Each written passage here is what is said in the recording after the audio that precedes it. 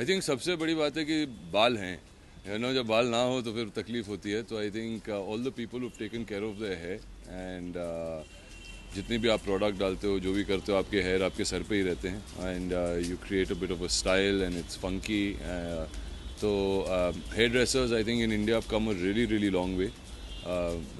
I think Indians in general have started sporting very very good hairstyles, and you see people all around you wherever you're traveling or you're going out or if you have to shoot or just generally also in public places you see youngsters and older people and everybody sporting different kinds of hairstyles, and I think that's really cool.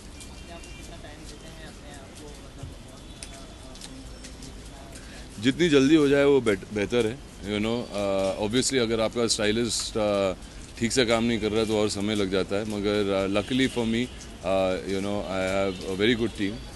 I have Alim's team who does my hair most of the time, and sometimes even B Blunt does it, and so और दोनों जो हैं वो बहुत ही बेहतरीन stylist हैं.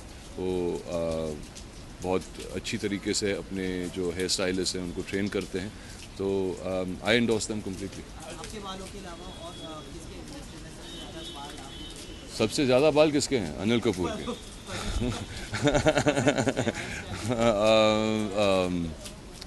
किसके बाल पसंद हैं? अच्छा, मेरे ख्याल से लड़कियों के बाल और खूबसूरत लगते हैं. फ्रॉम मेंस है, मैं मर्दों के बालों को इतने गौर से नहीं देखता, मगर जो हमारे लड़कियां हैं, specially Indian women, I think have got beautiful hair, and all women all over the world are jealous of our Indian women's hair. So I think any Indian woman who styles her hair beautifully looks wonderful.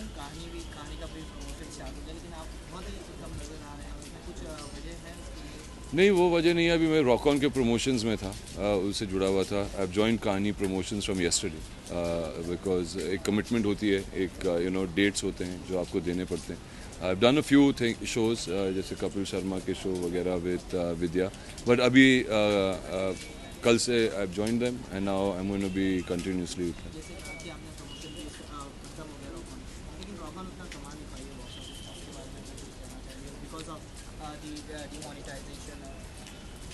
देखिए, हिंदुस्तानी नहीं कमा रही है इस वक्त, तो rock on कैसे कमाएगी? लोगों के पास पैसे नहीं है घर पे. तो आई थिंक लास्ट थिंग जो था अनफॉर्चुनेट था हमारे लिए, क्योंकि मेरे ख्याल से रॉक ऑन एक बहुत अच्छी फिल्म थी, और जिनके पास अभी भी कुछ पैसे हैं तो जाके देखेगा प्लीज़. मगर हाँ, इट वाज अनफॉर्चुनेट. बहुत ही टाइमिंग जो थी, बहुत बुरी टाइमिंग थी किसी भी फिल्म के लिए, सिर्फ रॉक ऑन के लिए नहीं. जो इतने भी फिल्में रिलीज़ हुई थी या फिर थिएटर्स में भी थे, सबके बिजनेस को अफेक्ट हुआ है.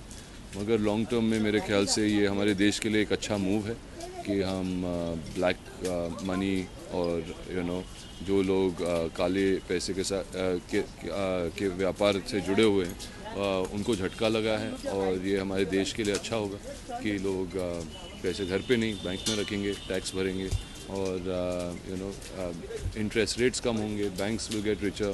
और जो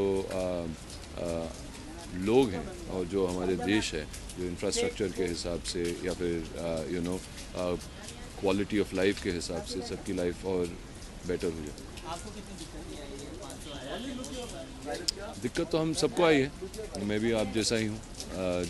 जिन लोगों को दिक्कत आई है उतनी दिक्कत मुझे भी आई है, मगर ये झेलना पड़ता है, सैक्रिफाइसेस करने पड़ते हैं जब आप एक अलग रास्ते पे चलना चाहते हो.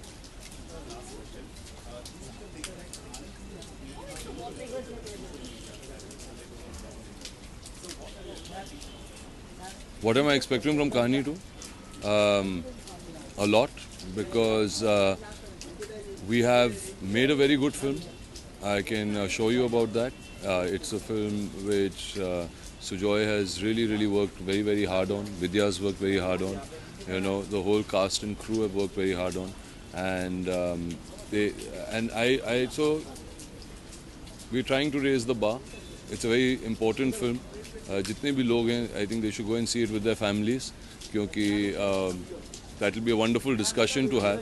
बहुत सारी चीज़ें आप डिस्कस कर पाओगे आपके परिवार के साथ.